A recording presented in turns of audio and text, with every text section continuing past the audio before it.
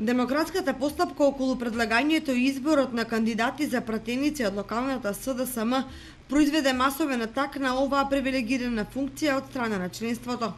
Делува неверојатно и помалку зачудувачки, дури 52 СДСМовци од општина Кочани да веруваат дека поседуваат квалитети да одговорат на предизвикот, пратеник во највисоката законодавна институција во државата, парламентот.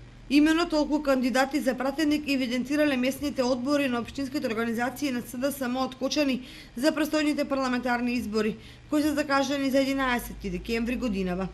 Ваквата неочекувана масовност ќе им отвори многу работа на соодветните комисии на СДСМ во Скопје, бидејќи со сите апликанти ќе треба да се спроведат стандардни интервјуа, после што ќе се знае кој ќе биде најдобриот и најсреќниот, односно чие име ќе се најде на гласачкото ливче. Интересно е што бројката од 52 кандидати не е конечна, бидејќи истовремено беше објавен оглас за пријавување кандидати со можност документацијата да ја достават лично во седиштето на партијата.